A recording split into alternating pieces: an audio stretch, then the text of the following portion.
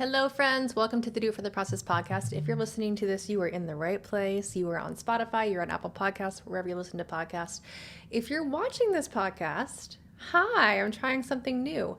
This episode was recorded on like a platform kind of like Zoom. So there's a beautiful video. It's a conversation between myself and Vyana Novus. And I thought it would be nice to share the video with you because there's a lot of nuance in communication and how people like look at each other and relate, and just there's a lot of beauty there. So we have 2 episodes coming out that are both going to be in video form as well as in this typical podcast form.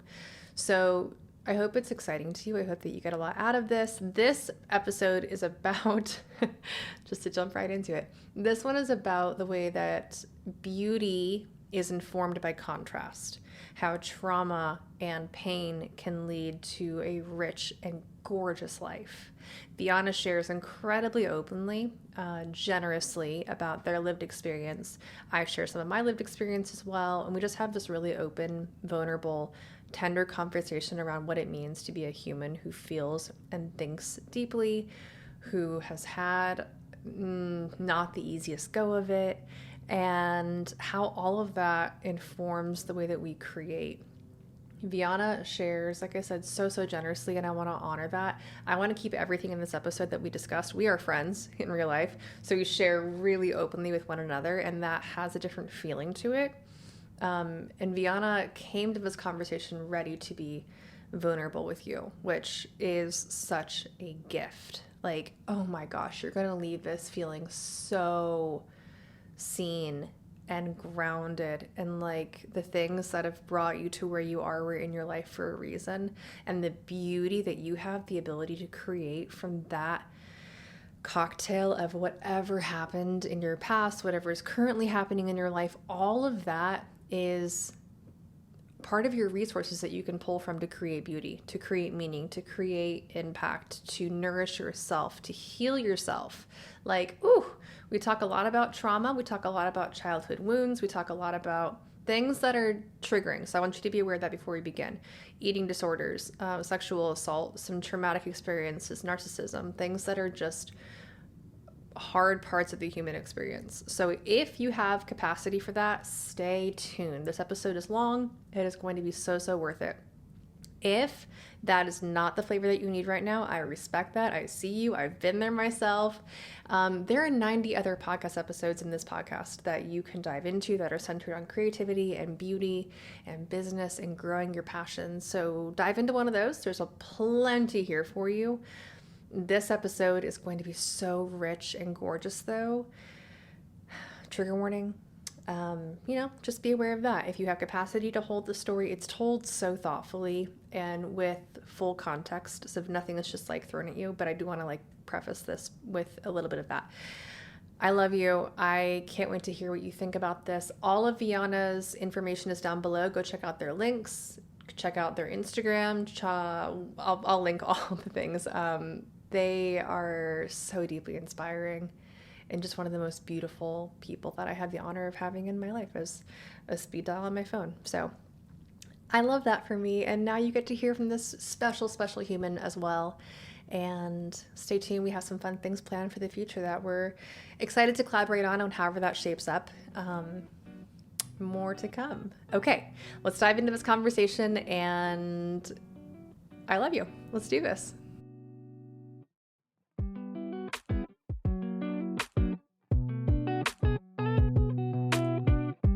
Well, okay, does it feel like maybe we had to just like swim through some muck, like travel through time and space to get to each other? You had to take a giant bite of a muffin. I had to refill my tea again, I had to put my eye drops in, and now we're like settle in and like get into it. And I guess I just had to like be in the studio. I think you needed to be in the studio though, because like your energy in that space is so alive, and so like there's so many layers to your creative process I can see right here in your frame, and the nature and the cozy blanket and like all the things feel like, oh, look at you, like a little polar bear. See? Perfect. Perfect. Oh. Okay. I don't have a ton of notes for this. I want to just kind of flow because I think we flow best, and things that feel really like structured feel like you have to hit the mark, and if you don't, you failed. And I don't think either of us ever do that in our whole lives in any Hmm. way. We just don't fail ever, and I love that about us. But um, I would love to talk about like how understanding all of your parts, which would include like your past, your present, your beauty, your pain, your trauma, your pleasure, how all of it like informs your creative self, and how maybe your creative self is actually all of you too. Like you wrote in I'm just starting. I'm glad I'm recording this. You wrote Yeah, great. I have this page marked in this book that you gave me, which is so beautiful. Um, and it says, I put seeds on my wounds and sprout wisdom from my pain. And that, like, I felt that in my legs when I read that. Like, I have a cut, I have an open, sliced wound in my thighs. I don't actually have that. Yeah. But I was like, just like my body felt it right there, like a clean cut, sliced with a knife, and I'm dropping seeds into it. Like I Oh, felt it in my skin. I'm like, ooh, there's some like strong somatic poetry there, and the idea that you can do that and sprout wisdom from your pain and how all of it's connected is just beautiful and special. So, hi, baby. I, Thank you. I love hearing that. That line came to me in the pandemic. Mm, Um, and it was a really hard period. And I was just journaling. I was doing this, I'm trying to remember what I love titling my journals. And I think this one was called Moments of Nothing. And it was just this like sketchbook, doodle, journal, writing mashup of things. hmm And that's where that came out. It was just this little like blurb in there. And now I've been like, wait, That's that's special. yeah. I So thank you. I love hearing how it landed. And I love this idea for talking about the whole self because it's very much, I think, the essence of what allows our stories to come through our work in a way that is palpable, in mm, that I feel you in my body. I feel your work in my body. Bringing ourselves into the room, at least into our studios, is, I'm just going to keep it in my lane. For me, I can see the difference in my work hmm from the periods of my life when I was compartmentalizing and really attempting to be something versus coming into the humility of being in this kind of like worn down and gritty way that's not as pretty, using air quotes with that, hmm it's more honest to myself. And I can feel it manifesting in my work in a really different way these days. So I love this theme. And I also, I love doing the let's just have a conversation in public because Yeah. having the structure is, you might lose the turns that you're like, wait, I want to follow that one. Let's go Absolutely. there. Absolutely. Welcome, Vyana Novus, to the podcast. I love that we're starting your like intro with this beautiful like ooh. I got open already. I dropped some seeds in. We're moving in our studios. We belong in our studios. I love this. For those of you that don't know Vyana, I think I met you in the pandemic, maybe in 2019, but I think it was mostly during the pandemic when we were all kind of stuck. And you began the way that I was introduced to you was I fell in love with the way that you incorporate natural pigments into your creative practice, and the images that you shared during that time were so sensual and earthy and like beautifully close to earth, close to home, and that felt like, oh yeah, I see you. There's something that I'm like, I connect with this. Hold on, who are you? And all, and I'm like, wait, I think I'm feeling some feelings over here. Hold on. Um, and you had at that time a publication and you took guest submissions and it was so beautiful. What was the name of that? Feru. Peru, that's right. I It was, means iron in Sicilian. yeah. Oh, and it was so beautiful and thoughtful. And um, if you don't know Vyana, Vyana is, I'll just say the things that I think you are, and you can fill in the gaps because you are somebody that genuinely does everything. And if you do it well. And I think that is such a powerful trait to have as a human to be like, you're competent, you're capable, and you know that you can create magic and beauty. So you do that in the form of art, you do it in the form of writing, you do it in the form of mentoring and teaching and sharing your thoughts. I think primarily you are a thought leader, in my life at least. And that comes out in a lot of different forms, like being an author, being an artist, being a mentor, being a creative director, being a photographer, being an incredible parent. Like parenting is something that you do extremely well. And I want to acknowledge that because I see you parent to parent and I'm like, oh my God, I just love that we can like parallel this lived experience together because it's um, one of the most communal things in the entire universe and yet feels really isolating. And Mhm. parenting can, different ways of doing it can feel like they belong or they don't belong. And your way feels like, oh, I love it. I love it so much. You cook ravioli, you throw birthday parties, you plan trips, like everything that you do with this beauty and this excellence that I think is so special to get to watch and to get to like see from the inside a lot because we're friends. And what did I miss? What things did I miss? Please inform. Mm. Well, I'm letting your words get all the way down to my toes. Mm. Um, Oh my God, I missed you something. know, what'd you It's miss? like, well, I said thought leader, but let's dive into what that means a little bit and being a trauma informed, healing oriented community leader, I think, more than even thought leader. Like you're bringing people into this safe space, which is often your thoughts and your ideas, but they're so grounded in collective healing. Mhm. And that comes out in the way that you write and in the way that you create and what you share. And I think that's a big like pin to put in that because that's something very special that you have spent a lot of time studying and researching and devoting yourself to, and it comes out in creative mediums. But it is also a creative medium in and of itself. Like to be someone that can weave healing into hard situations is deeply creative. So I want to just make that its own little category of things that you excel at in my life. So thank you for that.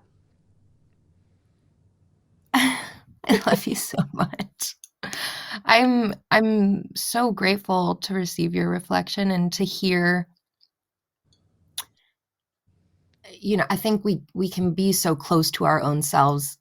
I could tell you the things I've done, the things I've studied, the things, that I might put on a resume. I can tell you where I struggle and Mm, um, the decisions I'm making, but being, received externally, there's a relationship in getting to hear what you have inside of you as it relates to our relationship to me. I mean, mm, it's a real gift to be held in somebody else's life and world. And I'm really, I'm letting it all the way in because I find it can be easy to have a compliment or a reflection enter and hold it kind of high and even kind of reject it of like oh, ah, it's that so little thing. Yeah.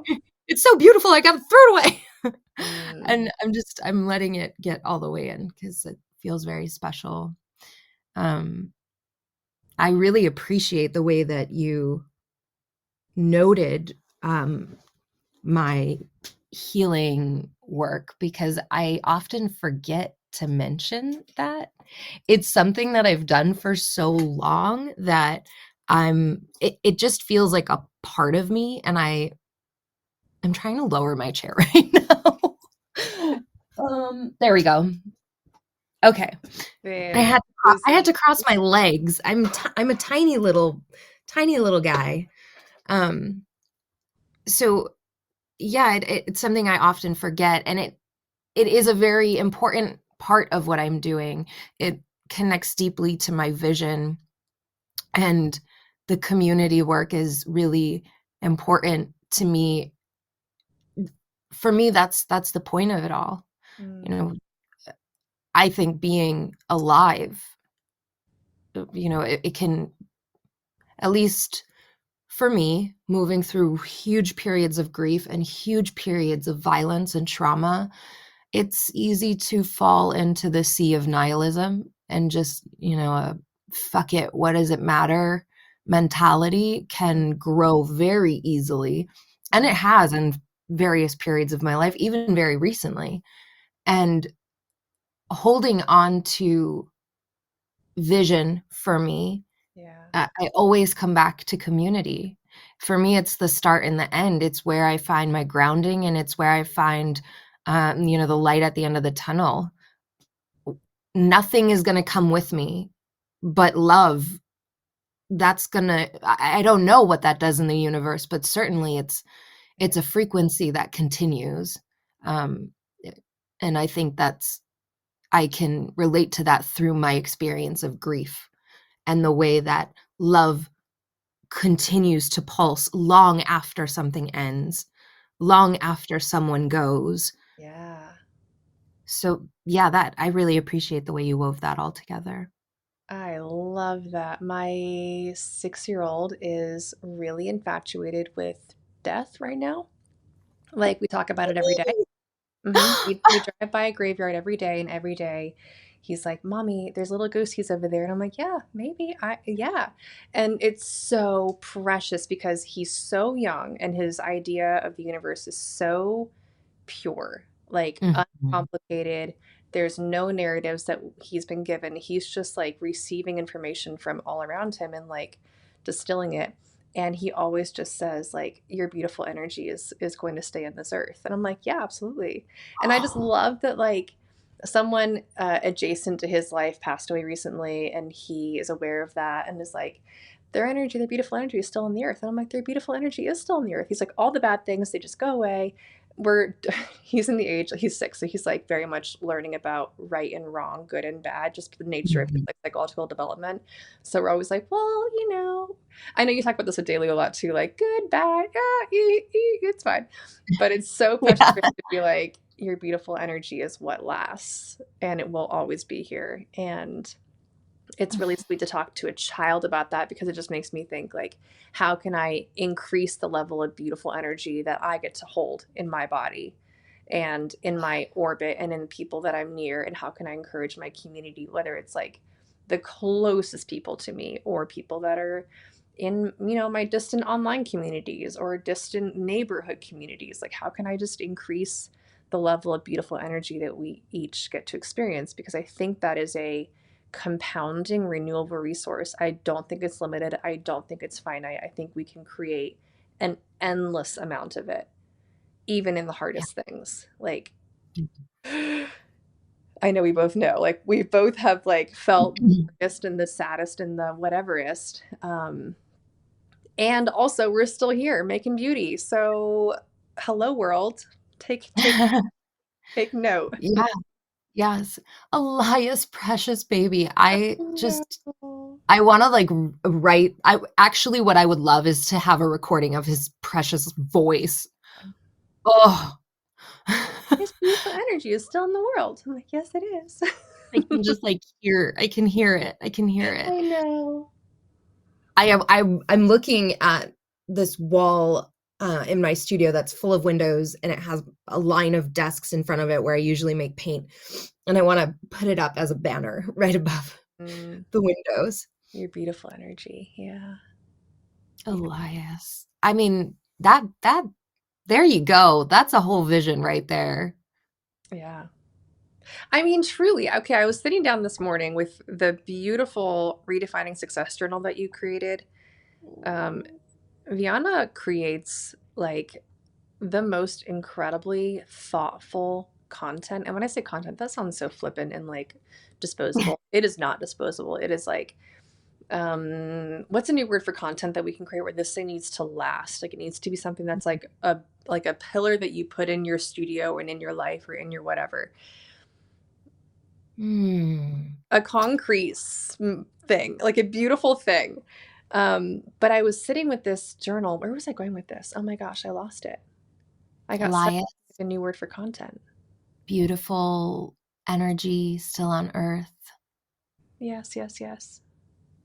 banner above the windows. Yes, yes, yes. Oh, creating the life that you want, because you were saying you segued me right there, and then I forgot the segue. Oh my God. No, but something that struck me as I'm working through this, I want to go through it chronologically. So you begin by asking us to imagine as we step on this journey of redefining success, because we are handed so many false narratives around what success is. And Mhm.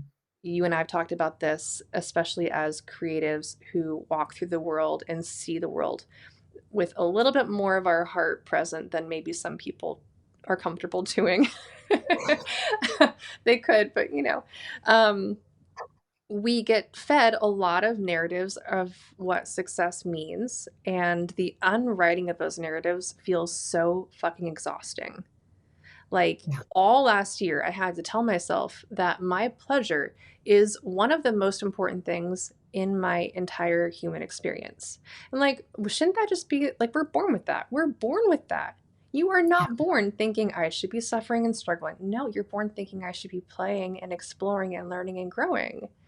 So, Yep. the unwriting of these silly, ill informed, toxic ideas around success, which are things like, are you performing in the right ways? Are you achieving the right goals? Are you hitting the right marks? Are you waking up at the right time? Are you going to bed at the right time? Are you eating the right things?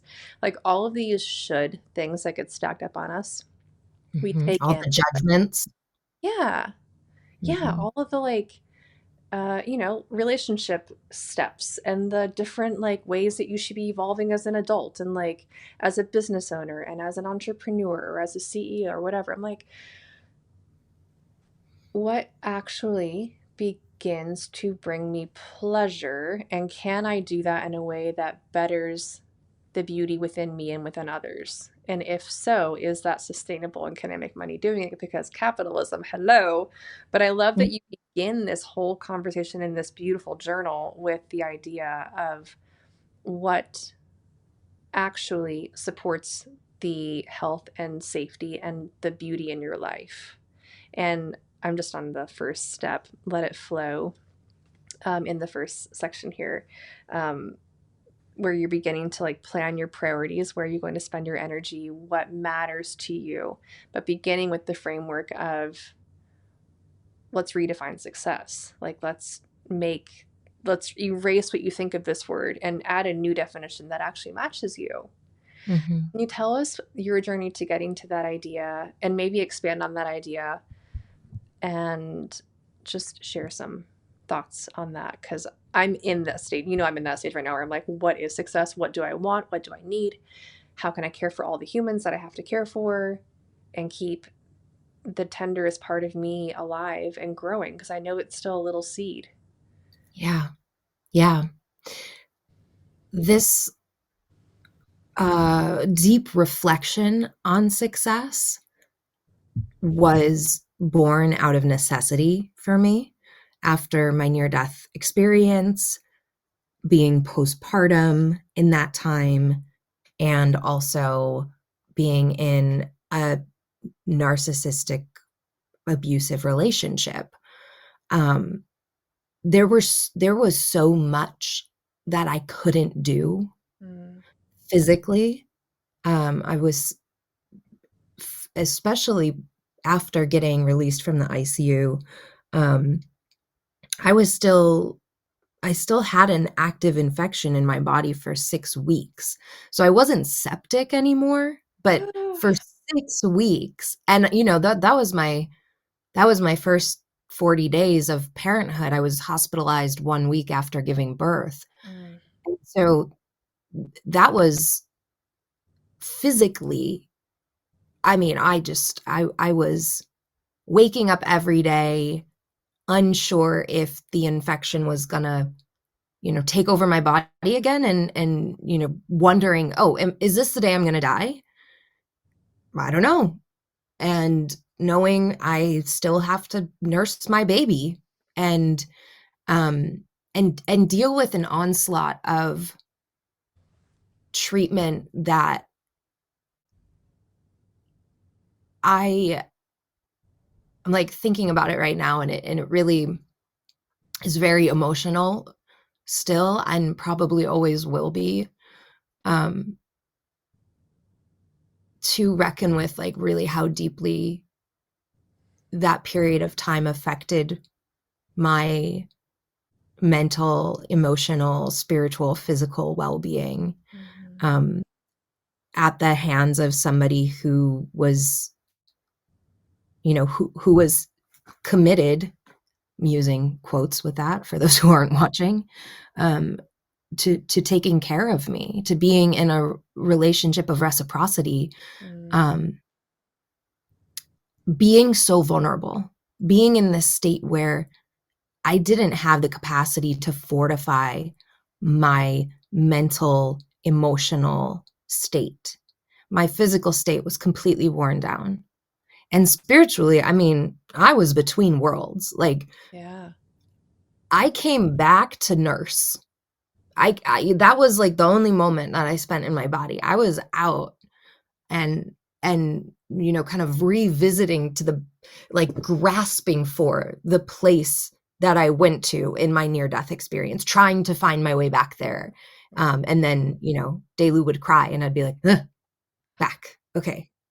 Um, Success was a really big part of the ways that, um, my situation was weaponized against me by my partner at the time. And, you know, something that I feel very proud of that I just want to name publicly because it often is a thing I forget to say. Mm-hmm. I gave myself 3 years of maternity leave from a business that I built when I was 23. And I gave birth at 27, fresh, not quite 27. I turned 27 um, a few months after Daly was born. And, I was in the ICU fighting for my fucking life, and I was still making money. Mm. And I say that, not like, I say that to myself, Yeah. to remind myself, because of how my capacity was weaponized against me, and how I was treated in the ICU, literally being told that my life was less valuable than money. And that was the message I was getting over and over and over, was Mm-hmm. like, you're wasting money. You're wasting my money, even though it was our money, even though I was making money. It was not recognized. And, I can see, when I humanize the other, right? And not just reduce him to the worst of his actions, right? I can see the fear. Yeah. I can see the despair. Doesn't make it okay. It was not okay, and it's still not okay. And there's been no repair. So there's a vibration to it that continues. There's a wound that I will probably be stitching and mending for the rest of my life. And like, where you started with the, I put seeds on my wounds and sprout wisdom from my pain. That is how I have to relate to this. Mm-hmm. Otherwise, I would not be okay. Mm-hmm. And in this period, especially the first year of parenthood in particular, was really gnarly. Even after I got the clear, no infection, your healing can begin. My ex-partner took that as, you're fine now. Why aren't you working? Right. Because trauma is just convenient thing when you need it, but it's not real. It's not real. No. And my like poor body, like my whole body was, I mean, I had insane nerve pain. Like, I couldn't feel my arms and my legs for years. I didn't even realize. I just thought, oh, parenthood is really hard. Right. Because your And singular experience with it was true. yes, And how do you know a different experience exists? Because you've only had yours.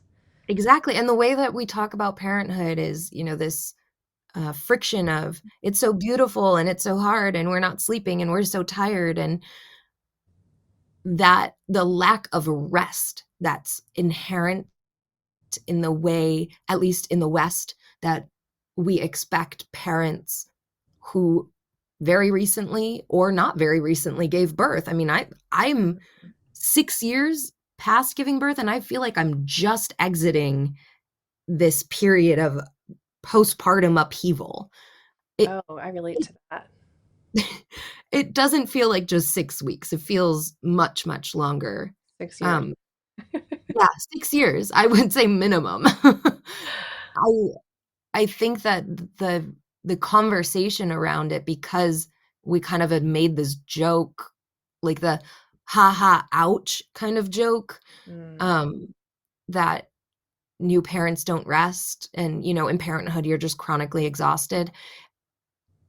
That, I think, set me up for completely missing the signals that my body was trying to show me that something was not okay. mm, And it made it really difficult to talk about what I was feeling in mhm. my body physically, and emotionally. It also was such a weird place because we have this recognition on some level that parenthood is exhausting, Right. and you enter into this altered state Mm, where your brain isn't not functioning no. at full So flooded capacity. with hormones and sleep deprivation and love and pain and depression and whatever comes up for each individual person who gives birth. Like, oh my, it is a wrecking of your brain and body. And Yeah. also, it's that cracking open where you're like, oh, this is life.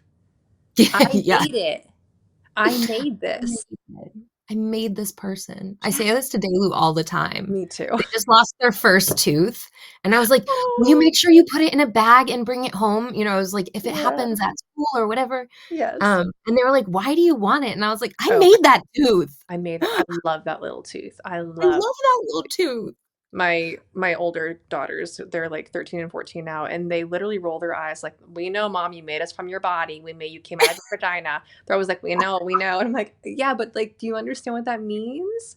And I think they're just, beginning to get it now that they're like turning into their own adult selves, and I'm like, yeah, you're finally beginning to understand, but you still don't get it, but that's okay. Mhm, But I love that mhm. it's such a trope around our house that they just roll their eyes like, we know, mom, you made us from your body. And I'm like, I did. I made you. Look at this I ma body. I made your whole body. I made I that made nose. you. I made your ears. I made that cute little Mhm. freckle on your So cheek. cute. So cute. It's astounding. Hmm. Um, and there's that friction of exhaustion, Yes. and then holy shit, Yeah. awe, indescribable awe. Yeah. But all of that against this societal conversation Mm. about bouncing back, Right. and all, even if you're out of the mainstream, which I would say my community, the circles I run in intimately and also in a wider way, I don't feel so connected to the mainstream. I miss a Right. lot of what's happening in that, part of the bell curve of what's popular, Boy. but that gets in. I Yeah. grew in that. I was raised in that. That's still the dialogue, for the most part, even as we're starting to grow past that Hmm. collectively.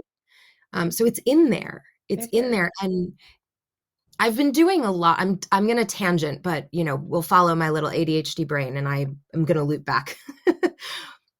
I've been doing a lot recently around subconscious reprogramming, and Mm. um, working with the subconscious in the alpha brainwave state with the limbic system where so much trauma is held. 90% of our brain power exists in our subconscious. Wow. 10% is our conscious brain. That makes a lot of sense. Fucking crazy. Yeah. So when we talk about things like the will, moving with your will, with your like, I am deciding, I'm putting something into action. Yes, and a lot of that was already decided by your body, your mind, in this subconscious way, in this quiet way that's informed by all the things that you've received through your life, because that's the button that gets pressed at birth, is recording all the things. That's the stuff where you might not consciously remember it, but your body does. Yes. It lives in that subconscious space. Yeah. And I'm seeing, the more I'm getting in touch with this, the deeper I'm going into this. I mean, I would say I've been in a deep state of devotion lately. I've practiced meditation for 20 years, almost 21 years. And in the last 3 months, I feel shifted in ways that my practice has never gotten me to, because of the specific things that I'm going after in my subconscious brain and the way that that's impacting my limbic system, which is, very deeply connected to the trauma body. There's a lot of information about that in The Body Keeps the Score. Yeah. The book, Bessel van der Kamp, I think is his last name, Van der Kamp. He talks a lot about that. And Paul Levine, what is his first name? It's okay. We can always put him in the show notes. There are a few people who are working in the field of looking at how the subconscious brain connects to our trauma bodies and how that informs so much of our experience of life. And during postpartum, it felt like, looking at that experience from where I am now, it's like somebody unlocked this Pandora's box of my subconscious mind and was like, run free, child, wreak havoc, chaos agent, like, go. And I mean, I was hanging on by a thread in that period. Yeah. And that's where this journal was born. It was my way of surviving. It was my way of reminding myself I exist, because I couldn't turn to my resources like I normally do. I couldn't access my creative modalities because I was in so much physical pain. And Things the like only thing, creative practice or yoga or like being embodied and feeling like you can garden, you can walk, you can do all the things because your body was requiring you to lay flat on a bed, essentially. yes. Yeah. I mean, my big Oof. work for the day for a long time was walking from the bed to the couch. And then, my the goal setting system that's in the journal is what I used to set goals, like putting on pants. That's where I was starting with Yeah. this. And a lot of it just came from, I'm here. I can't move much. And I'm just going to think. That's all I got. All I got is thinking. So what can I think about to not add to this despair that's so loud and consuming? It's like this, it felt like I went from being an ocean to a nearly dried up puddle. And that, like, the last little bits of water that were left were like, we exist. Yeah. We're still here. And that was the part of me that was reckoning with success and what it means. And what I came to understand was, there's a really important line in success. There is success in insofar as our survival. I'm successful at making sure I'm alive. Mm. I'm making money to feed my family, Right. pay my bills, right? That is a level of success that is important, I think, to name as a foundation, because this other thing, this internal sense of success, the sense of success that is motivated and grows from our relationship to our own selves, can often get tangled up with this survival. And that's going to be a lot of that subconscious mind, Mm-hmm. especially if you've experienced poverty in your life. I grew up in deep poverty, and my mother skipped meals most of my childhood so that my brother and I could eat. And that informed so much of my way of relating to survival. So working with this idea of transforming what success means, I could feel the tension whenever I tried to go in and give myself recognition. That survival mechanism kicked in and was overwhelming. And if anybody can, tap into their experiences of having a trauma response where you freeze and your body is just like, nah, Yep. offline, that's it, we're done. That was a lot of what would happen in the beginning when I was starting to poke around at my relationship to success.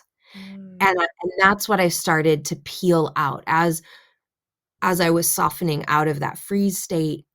And I think this is the autistic superpower I have of being able to experience something and watch it with just this, kind of scientific Yeah. curiosity.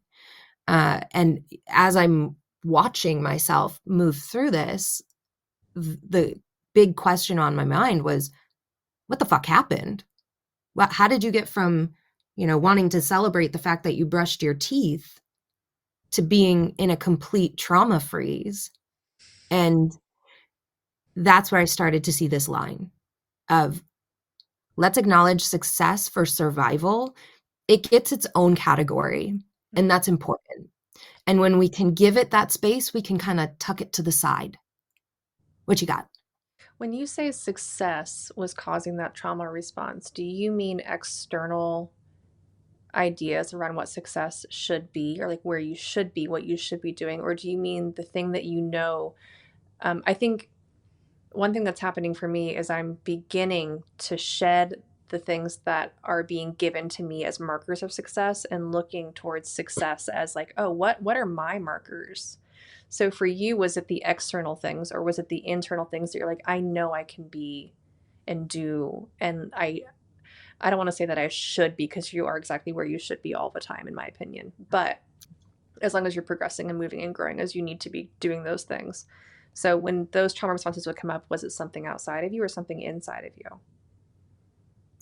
It was both. It was the attempt at recognizing the internal, the inner relationship, Oh. and then having the grief, overwhelm, fear, Mm-hmm. despair over the fact that I wasn't contributing to my family's survival in the way that I desired. Mm-hmm. So, that was the conscious level. Subconsciously, I think it was all that external stuff that I've recorded through my whole life. Right. And that's where this tie-in is happening. So I think it went from um, the inner relationship, I'm attempting to celebrate myself, into this overwhelm and despair because recognizing, fuck, the big thing that I'm celebrating today is that I fucking put on pants Yeah. and brushed my teeth. And it took me a long time to get to a place where I could actually celebrate that, because in the beginning, it was very confronting. Mm-hmm. It was revealing to me not what I was doing, it was showing me all the things I couldn't do. Mm-hmm. And that's where the despair came in of I'm not contributing to my family. And when that came in, that's where all my old poverty trauma stuff came up. Yeah. And I'm sure many other things that, I could probably sit here for the entire duration of our conversation and go into that. Yeah. But that's where the subconscious kicked in and had the reaction to, oh, you're not contributing to your family. Oh, perfect. We know exactly what to do with that. Mm-hmm. Your body, run this script, and into freeze. And also at the same time, you're reckoning with past trauma and past fears and past information, and also realizing that your current situation was one that was in the end harmful for you. Like your partner was not your partner. Your partner was directly causing you harm in a variety of ways. Your child, who you love, is also taking from you. Like in this way Mhm, that feels like, paternal reciprocity comes in, but still, like, your child is taking nutrients from your body. And mhm, like all these things can stack up where you're like in that dark moment, you're like, oh, the clarity you can see in the dark when you get that little tiny glimmer of light is shocking. mhm, And mhm. the like willingness to let that light grow can be very scary, very paralyzing, because when it grows, you will see the truth. You will see you. And that can be like, oh, I don't know that I want that. I'm here now though. I can't not, because like there's something in us. Unless you turn it off and you're like, nope, block that, which I think is often a trauma response. Yes, People that definitely. don't remember like periods of their life, that's a clear example of it. There were periods in my In the childhood. conscious Oh, I mind. forgot about that. I forgot What? about that. Like yesterday, I had Yeah. a thing that I was like, I forgot that. And I'm like, I need to write this down because I am 38 years old and I blocked like something that was happening for years and years and years. And I just totally wiped it away. Like it's gone. Too painful. I'm like, oh my God, no, I can handle it now. Now I can Yeah. handle it. It came to me at the right time, apparently. But when that little light begins to shine in those darkest of dark moments, which on the outside, yours looked dark. I think when my moments happened like that, things on the outside looked beautiful. Like Mm. it looked beautiful. Nothing I was. mean, a lot of people looked at my life in that time and could see, "Oh, yeah, you were sick, but, like, look at your beautiful family, look at Right. your beautiful relationship."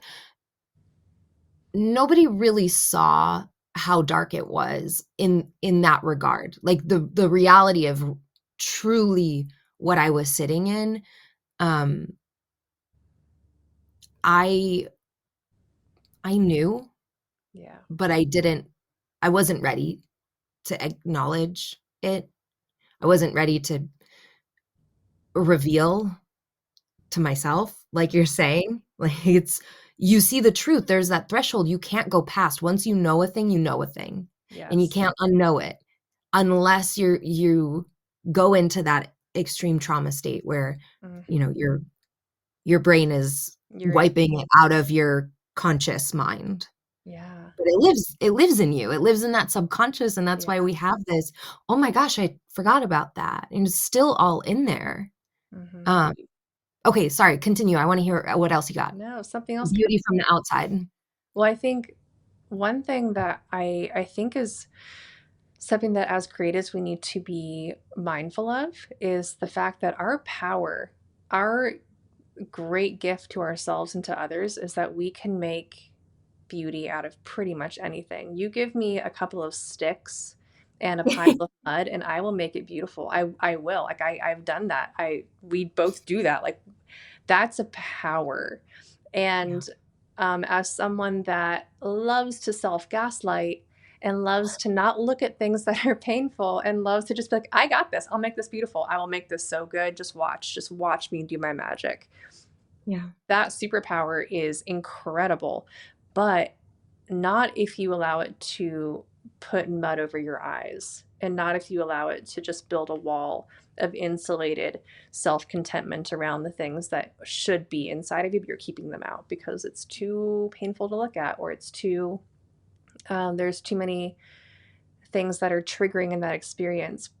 And I think that as an artist, that can be easy to do and it can be a little bit of a cheat. But to go into the depths of what you are meant to create, to put those seeds into your wound, you have to acknowledge that you have a wound. Yes. And I think that's what you do extremely well. And you make it safe to do that. Like, as your friend, you've made it safe for me to be like, oh, I can acknowledge my wounds. And not even that I have to do it in your presence or with you or talking with you, but just that that beautiful energy that you put into the world, like that community, that safety that you're like, here's how we do this. Here's how I've done this. Let me share my experience with you. Now, can you consider doing something similar with your lived experience? Because we all have this, whether you've actually been riddled with pain in your deathbed or you're walking through the garden going, fuck, my life is not what it should be. Like, those are both experiences of being like, oh my God, I have a wound. And it's okay to have a wound. It's okay. That wound, it Mhm. makes all of life richer and more beautiful. Not that we want to seek them out and like go make them happen, because that's self-sabotage, which I also have experience with. But, we don't need to do that part. You're going to have enough wounds as it is. You don't need to go invent more. It's going to be okay. Yeah. But I think there's some deep, deep beauty in there. And there's also some generosity with having walked through it and to know that you're still walking through wounds. Wounds happen all the time. Things come up all the time. We're being re-wounded in ways that just mean you're being a human and you're living in this complex, beautiful, painful life. Um, Mhm. what That comes up full for you, Marie? spectrum paradox. Yeah. Yeah. Yeah. And you need both. Yeah. So how do we exist in both? And how does success work inside of both? What comes up for Mhm. you in that thought process?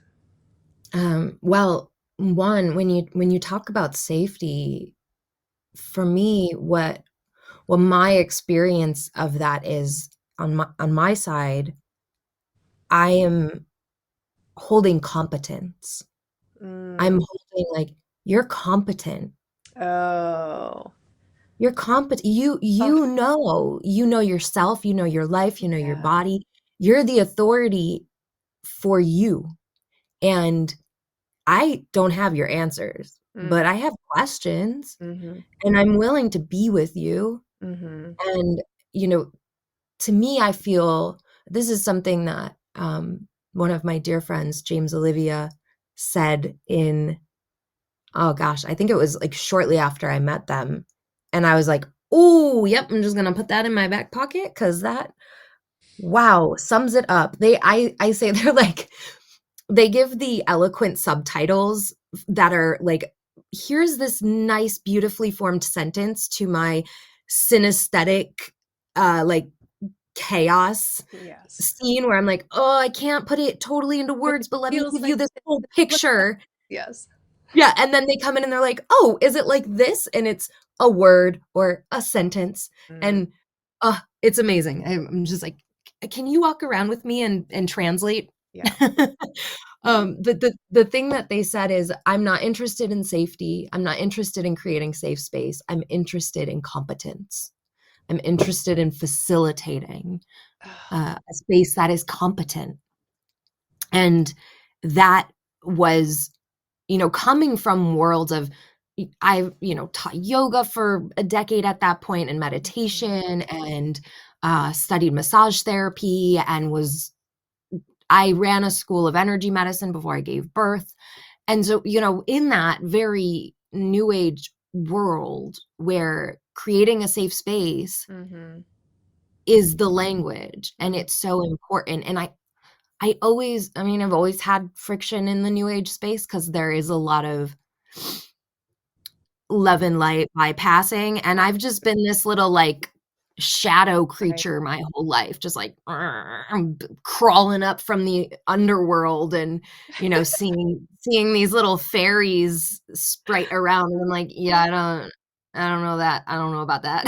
Mhm. I'm You're learning like, about "Where that. is your wound? Can I, like, put a little seed in there? Can I, like, stick my finger in that? Thank you." Yeah. But that's what you need. Like, I love that idea of, like, um, going through my separation and divorce, like, the idea of I am competent, Mhm. which means that I can handle things that I never thought I would handle alone. I never thought I would handle in an environment that feels unsafe at times, and I can create safety. Mm-hmm. I am competent. But that expands to, am I competent in situations where a safe space is not offered to me, where the person in the room is not offering me any kind of safety, emotional, physical, psychological, nothing. Can I walk into that space and know that I am safety, and that I Mm-hmm. will care for me, and that my Yeah. wounds are mine to hold? And if you are someone that I can trust, I'll expose those to you a little bit, but they are mine to hold. That's Yes. that's powerful. Yes. And I think that level of discernment is one of the most profound things I've walked away from this period of my life with, Mm, to recognize that not everybody gets to hear the story. yeah.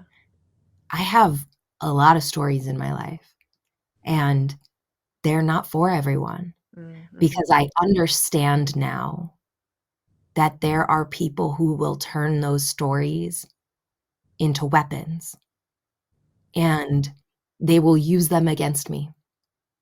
And even if it's not conscious, even if it's not the 10% of their conscious brain that's choosing to do that, which Right.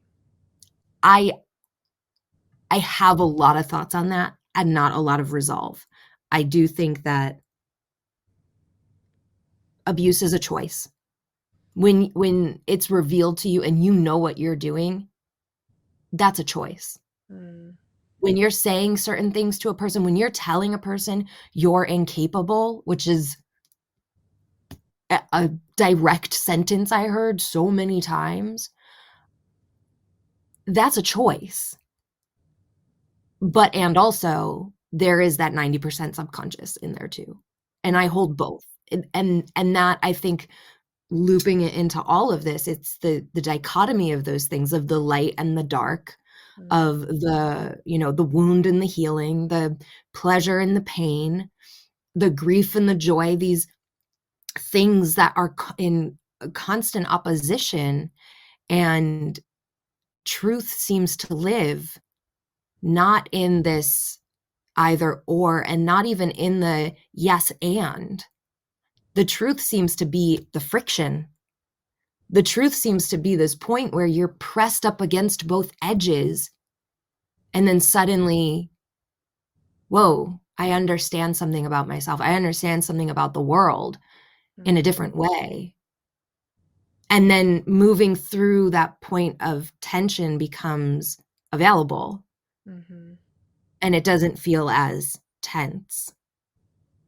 And, there are certainly things that I come to in cycles like that. Oh, Like, "Oh, yeah. I think I've resolved that point of tension. Ha, ha, ha, ha, ha. Nope. Actually, it's Just coming yet. back around. Hello. Yep. You're Here back. we are, Baby. another layer." Oh Yep. my gosh, all the time. Literally all the time. How, okay, so in your earlier adult life, before Delu, before your near death experience, what did creativity offer you as a means of connection with yourself and others? And then Mm, how did that shift, if at all, post experience? Ooh, I love that question. Um, Prior to, I so basic context, I started art therapy at 2 years old, at Mm, a time when I was experiencing some extremely violent and quite horrific trauma that was ongoing and lasted for many years. And I, at 2 years old, I was put into this space that really is right back to what we've been talking about, these two opposing sides, where I am going to art therapy and I'm being shown that I have a voice and it matters, and I have feelings that I don't understand and I can make something with them, and I don't need words, but I can use color. And there are people who will be with me and just be with me. mm-hmm. They're not going to do anything. They don't want anything. They're not going to hurt me. And then on the other side of that, being with my father was the main source of this particular violence that I'm speaking to. It was, this person who is supposed to take care of me Mm-hmm. and supposed to protect me and is doing not just the antithesis of that, not just I'm not protecting you, Right. Not but just the neutral, but actively. yeah. Exactly. Actively causing really intense harm that, ultimately, and this is a piece of my story I feel very comfortable sharing, but I do want to acknowledge that it can be difficult. So if anybody listening has no capacity for hearing someone's trauma, feel free to just like skip ahead 30 seconds. Because this is it's an intense one, I know, for other people to hear. I know my story, so it's been my whole life, and I've had 32 years to reckon with Mm-hmm. it. So it's not new to me, but I have seen the reaction and how deep it can hurt Yeah. when it lands, because I think it brings up a lot in terms of how we relate to being human. So my father was sexually abusing me from the time that I was 2, and that lasted for many, many years. And there were other forms of abuse in my life, but that one is, I mean, it is a violation on so many levels. It's a violation that is, you as a person who doesn't have a fractured mind, Mm-hmm. and I say that because I think in order to create that level of violence, you have to break something in you Mm-hmm. to dissociate to a level that you can do that. Mm-hmm. Like there is something, whether he did it or whether it was done unto him. I mean, I think this is a much deeper pattern in my lineage, because there are other stories, there are other, stories that are not mine to tell, but it is very clear that this is a familial pattern. This is an intergenerational passing of a very specific trauma. And there is a deeply fractured consciousness, and hearing that as someone who isn't in that state, it feels impossible to understand. Yeah. And trying to understand what I've learned will just make you sick.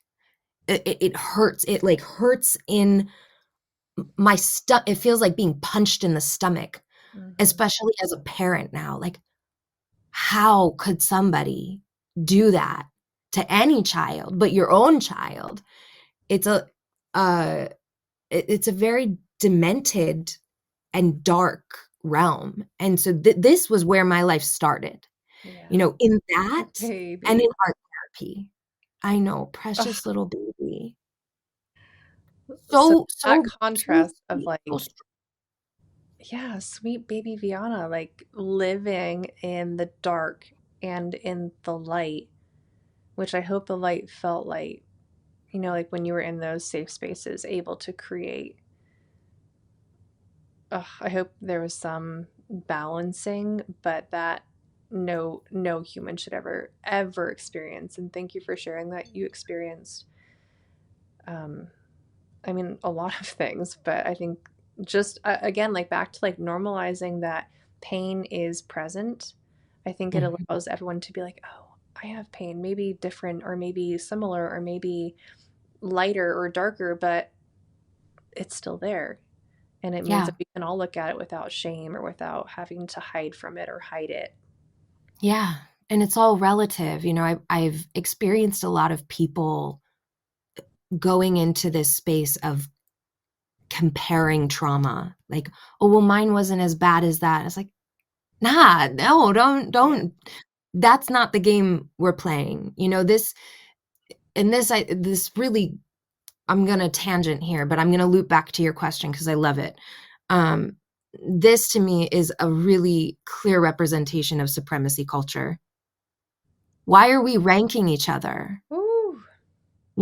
This is Mm-hmm. completely unnecessary. And I think of the difference between a patriarchal and a matriarchal way of relating, of being in community. as shapes. And patriarchal supremacy culture to me is a line. And when you tip that line, that's horizontal up, vertical. Oh, there's our pedestal, there's our ranking, there's the ladder, there's how we are slotting people in above and below each other, right? And then the matriarchal way to me is a circle, and it doesn't have a beginning and an end. And I think of it too like a circle, a very organic circle, like a rock, or oh my gosh, look at this little plate I have is kind of like a perfect representation. Yes. Right? It's irregular, but it has no beginning and no end. And it's different at every point. There's different texture, there's different color, there are so many different ways of being in this tiny little circle. And that's, I think, a really clear distinction when talking about trauma is if you find yourself in that place of ranking, that's a thing you've been taught. That is supremacy culture expressing itself. And what does supremacy do? It fucking hurts us. Supremacy sucks at difference. Supremacy doesn't know what to do with difference other than rank it. And that ranking hurts because it is not who we are at our essence. That, a mushroom, a flower, a tree, whatever, a bird, they're not like, oh, I am the better bird than you. I am the better mushroom than you. Like, it's not nature. It's not in our nature to rank in that way. At least I like to believe so. I mean, we could certainly travel down the thought of survival and how that comes to be, and the kind of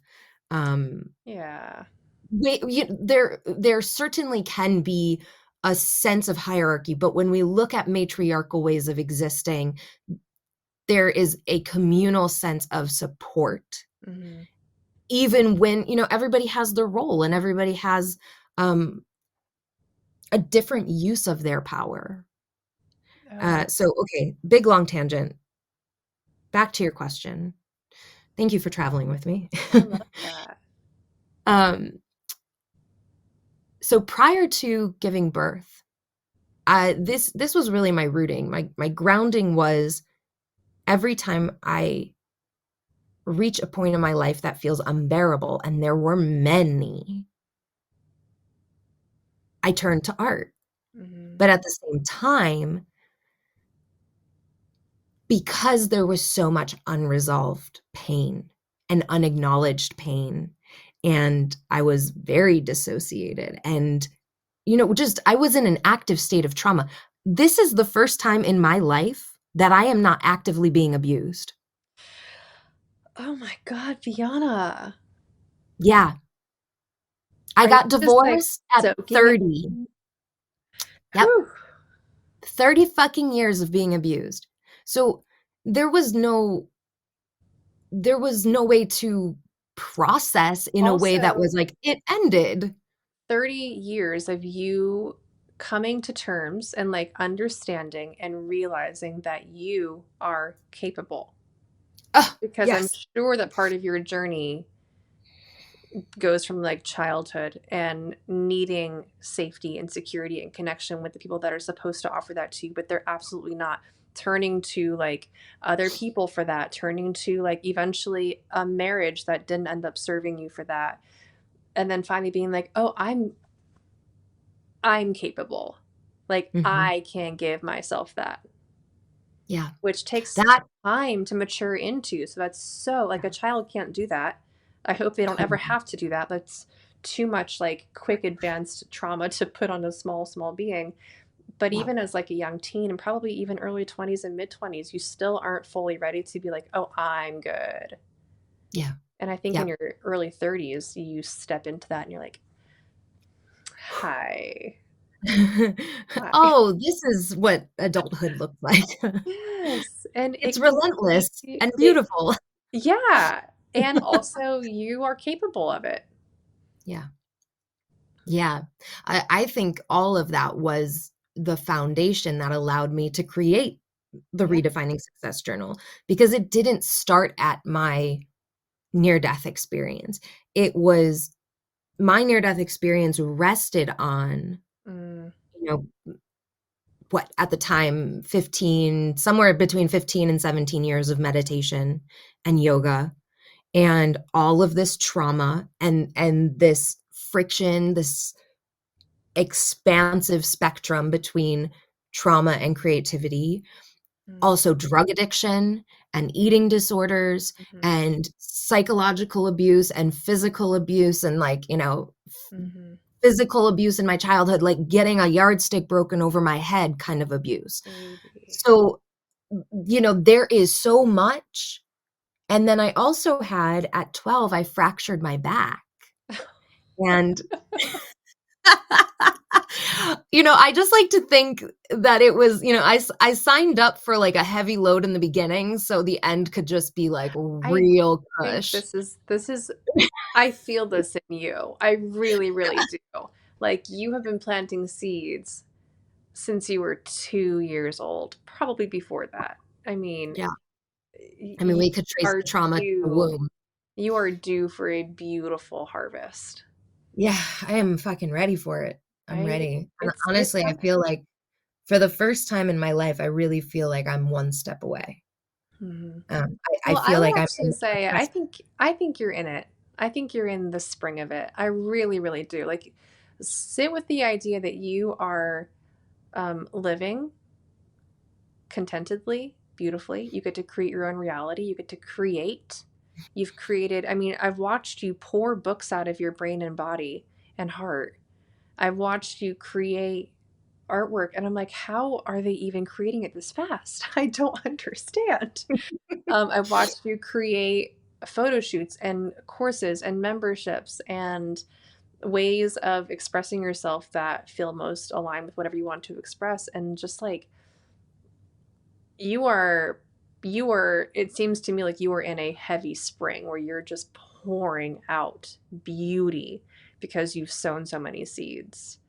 So Yeah. that's what I was wondering when I asked that question of like, has this always been your pattern of just like generously creating and letting it like flow out of you?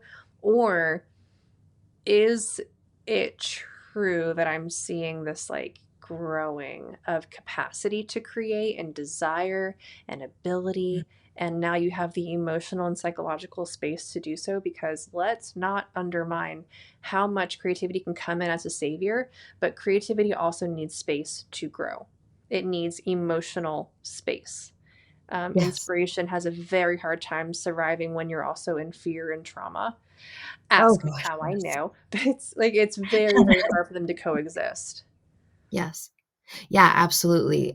Gosh, I love that you just like tied that specific experience into that question. Mm, I, when I look back at all those years before my near death experience,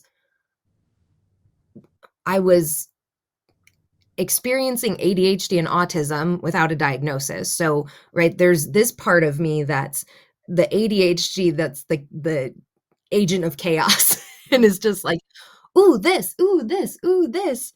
mm. And then the autism that is like this mental superpower of like Yeah, just absolutely. collecting information, right? Hmm. So it is a yes and a no. I did a lot of different things in my early years where I could rattle off the like woodworking and designing clothing and assisting on photo shoots as a food stylist and um, assisting in photo shoots as a stylist for clothes and just da da da da da da. But what is also true, and I think what is more true in that period of my life, is that the critic in my body, in my mind, um, was so loud that I couldn't reach the places of truth within me. I didn't yet know how to sit in that space of friction and let it mold me into something that is honest with Mm, myself. And I was always trying to be good at art. Right. good at creativity. Mm. I decided, and I didn't, consciously decide. I received the message that there is a ranking Mhm. in what is good art and what is bad art. Right. And because of all of the trauma, I also had these perfectionist tendencies because it was a source of control. So I was always trying to make things that were perfect and good. And in that, I didn't finish a lot of things because perfect is bullshit. Yeah. Perfect isn't, like, what is that in art? It's so subjective, It doesn't exist. and it doesn't exist. And same with good. It's like, Hmm. I don't know, I guess you could say good, there could be technique. You've got good technique, But which, barely. I mean, Picasso paints it on cardboard. Like, no, we okay, can let that go. Like, yeah, and also, yeah, like, I think about oil painting and how, if you don't understand fat over lean, you don't understand how to, like, really right, work with something your might layers. peel off. It might like Right, disintegrate it over might crack, time, but you know. but I don't know, there's something kind of beautiful in that, like, Yeah. like, rebellious spirit in me is like, "Ooh, well, maybe I wanna do that. Maybe I Mhm. want it to do that." There's a Maybe piece in it's not a matter of bad the technique, it's a choice. there's a piece in the MoMA that Helen Frankenthaler created, and it's on raw linen, and it's Mm, oil paint on raw linen. So it is literally disintegrating on the walls. Like that piece will not be there in 100 years, and I love obsessed. that. I'm Like fucking that to me obsessed with makes that. that piece so much more poetic and so much more like bold and powerful, and the poetry in that. Like, are you kidding me? Yeah. I'm just going to stare at this. I mean, my grandkids might not see this painting. It might not Oh, exist. it gives me chills. Me That too. is Full body chills. Like, so, ooh, I got I don't know if you can, I can same. feel I got the hard nip chills. Yep. That is so stunning. I mean, that kind of impermanence Hmm. is it's a beauty I couldn't understand Yeah. before my near-death I experience, and relate I to think, that like need for perfection and for making things that are good as a response to external desire for validation or safety or connection. Like, please value me. Please value what I've created.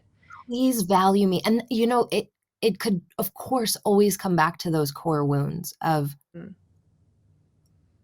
what I mean, I still struggle to articulate because I think there's a whole spider web of core wounds that have come from my early life, but definitely the, like, please see me as a person. Yeah. Please love me as a person, as my own person, as an individual, and then for that to manifest in our desire for perfection in our art, Yeah. in our creations, to say, Because "Well, if I can just make it perfect." What you got? we can control that one space. Like, in this space, I'm in charge. So Yeah, it better be perfect. yeah, and Uh, then with the yearning underneath that, that's like, "Well, if I can mhm. get it to be perfect, then I can be loved." Mhm. At at least for me, I can look back and definitely see that connection of, if I can get it to be perfect, then you're gonna see me as a person and you're gonna love me. Yes. Yes. And especially with my ex, that was something that I was holding very deeply Yeah. because everything I made was criticized. I mean, everything was criticized.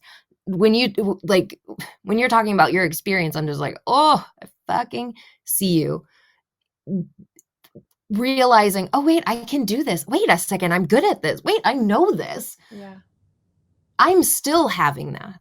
I'm like, I still feel like a little, just like a little sprout in that regard. Yeah. Um, Or the and opposite. I Wait, really I don't want to do this. Wait, I am letting this go because yes, I'm capable. Yes, I'm competent. But that means that I'm also capable of saying no. Capable of Mhm. saying, oh, that doesn't serve me at all. And I was told that it did and that it needed to. Or Yep. I told myself that that it needed to be a part of my life. And, ugh, the letting go feels so good. Ooh. Yeah, and I think that's the biggest thing on the other side of this experience for me. And I'm not even going to say that it's related to the near death experience. I think it's related to grief. I think it's the thing that grief brought to me is that tearing down of perfection Yeah. and tearing down of this desire to control, because at certain points I was holding myself back from the grief. And then when it came and it was just wild, it was just wild. It was what it was. Grief is a wild beast that must be released Yeah. in order to receive the real gifts of it.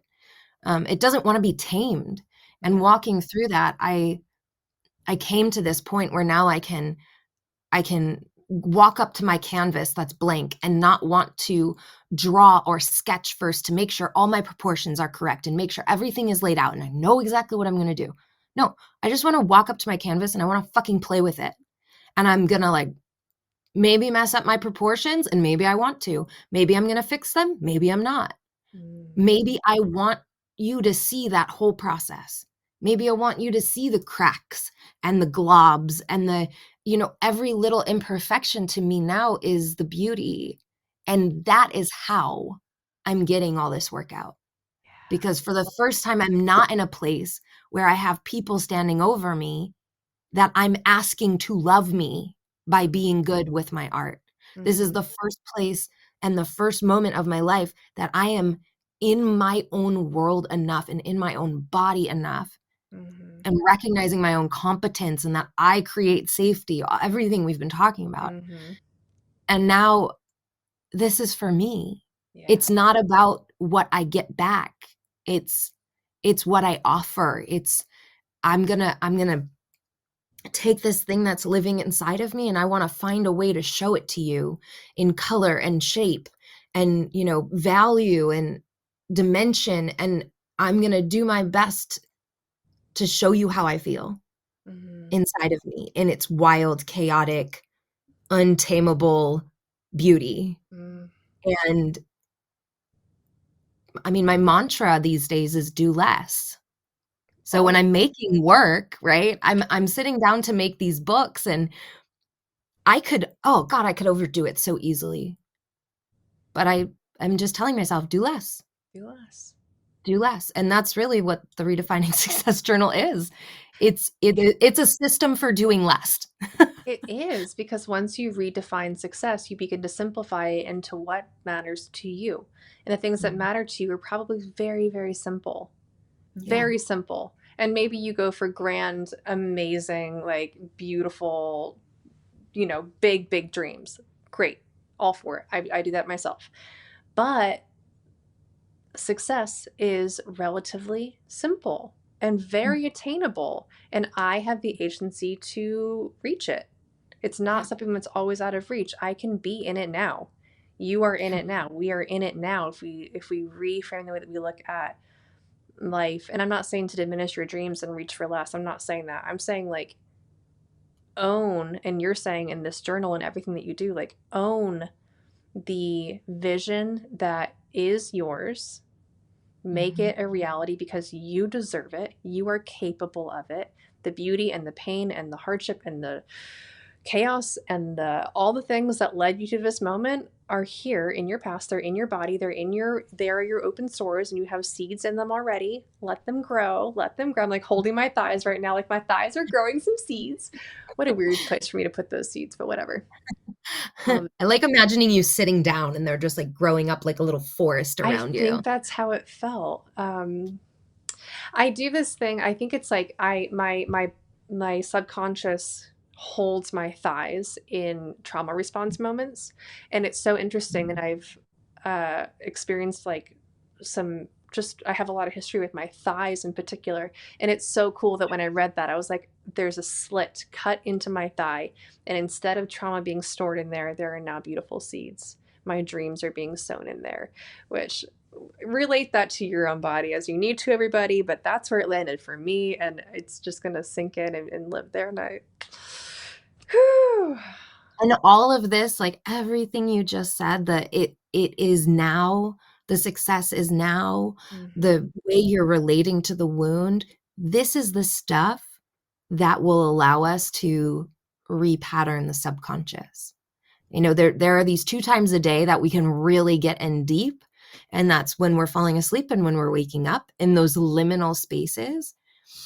If you can take a mantra, a little sentence, something to orient yourself towards in those periods of the day, you're going to wire it into your subconscious. And really owning what it is, like the specific work that I've been up to doing for my repatterning is very much around money and wealth. I'm learning about investing right now and wealth management because I want to create intergenerational wealth, and I need the skills, and I don't have them, and they've been very scary. Yeah. So I got to get into that subconscious if I want to be able to embody the skills that I'm learning and really hold the money. But accessing the place where I can hold it in my body now, it is right now. The prosperity is right now. It might not be the numbers in my bank, but I see it in my relationships, right? I see it in the love that's in my life. Yeah. That reminds me, oh my gosh, it is here right now. The success, the prosperity, the wealth, if we want to take that to like I think it's like the early 1800s definition, where it's a much more expansive definition of wealth. It includes health and, Oh my it's a much wider look money at wealth. is not even money is such a silly little resource. Other things matter so much more. Yes. Patrice Washington is the one who turned me on to that earlier definition. Her work is great. I love it. She does a lot around finance. And this is very much where I'm at, is the holding it now, believe it now, bring it into your body now. How can you believe the thing that you're reaching for right in this moment? How can you get your mind to hold it as reality? Because the more you do that, the more your subconscious brain is going to say, oh, this is what we're doing. Of course. Cool. This is what we're doing. Great. Got it. And you can access that somatically as well. But really those 2 times a day are like primo. Love that. Primo. All right. Primo, baby. I'm noticing the time. True. Like, oh my God, you're right. How are you? Well, I need to wrap up in just a moment to get my little baby so we can drive around and talk about, the energy of the universe. No big deal. I'm just going to go from one open receptive source to the other in both of you. So my day is so beautiful today. It is so beautiful. I've loved talking with you. Thank you for sharing so vulnerably and openly and generously. Thank you for bringing us into the memory of a lot of these things that I know were painful and still have the shadow of pain. And I know that you can use that to create beauty, and you do. So I know it's, a safe container and you're capable. But I really, really appreciate you being open with us and for just sharing your beauty with us. You're incredible. I feel the same about you. You have been such a source of inspiration and an affirmation. And I mean, just watching you live your life has been a real fucking gift. So moved. And honestly, I am painting again because of you. Watching you paint has opened the places in me that was like, it's not time yet. It's not time yet. And I see you and I'm just like, oh, it's time. Oh my gosh. Yeah. Look at that. Look at this amazing woman who's out here with 3 kids, been doing it for, how many years now? I had my first show in 2007. I was a child. It's amazing. Crazy.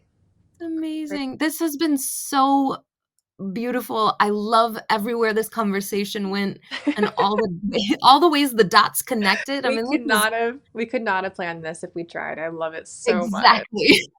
And I'm going to end by saying, have you ever tried creating oil paint that feels like watercolor? Ooh, Play with that. yeah, you know what? It has been on my mind because I've been wanting to get I really like doing a little acrylic base where I can kind of map out since I'm not sketching Mhm. and I No. often don't have a reference photo. Yeah. So I'm just like going from my mind. Mhm. And I really love getting into like light acrylic washes for that base. And Yes. I've been sitting with okay, how do I translate this into oil? What are you using? Are you We using use, something from the Chelsea yeah, line? I'm using the brush cleaner. Oh, shit. Yeah. Okay. And you can tip it with like a little bit of linseed oil if you want to, but I just use the brush cleaner as my base and it dries within like an hour. And then you can just keep playing and it's so fun. I'm Oh my loving it. God. Okay, so are you taking your raw pigment, adding your brush cleaner, giving it a little mix and a mull, or are you adding a little If I was using raw pigment, I would use some linseed oil also as the binder. But Okay, that's I'm what I was wondering. using tube paints at this phase because I want like the most vibrant colors and I want like those, just sunset skies that are on fire right now. I'm really in my vibrant era right now. I'm living in it. Let's do it. Isn't I it fun? I just got some neon paint. Me, neon. Who am I? Oh, I can see you with neon. I I'm mean, like I'm becoming a whole new person. I I love and now this. it's gonna we're gonna see it in my art. I'm gonna go from this like very monochromatic, earthy palette to now But like suddenly like splash a little neon paint over that monochromatic palette and suddenly all of it becomes so interesting. So yes, like, it glows. yes, the paint I'm glows. Wait, I can't wait wait, to see our colors what we let's do create it. here. Let's do it. Oh, I love you so fucking I much. love you too. Thank you for inviting me onto your show. I love this. This is wonderful. This is the first real interview that I'm sharing. So this feels like I know I shared one a couple of years ago with Morgan Harper Nichols, who is an angel.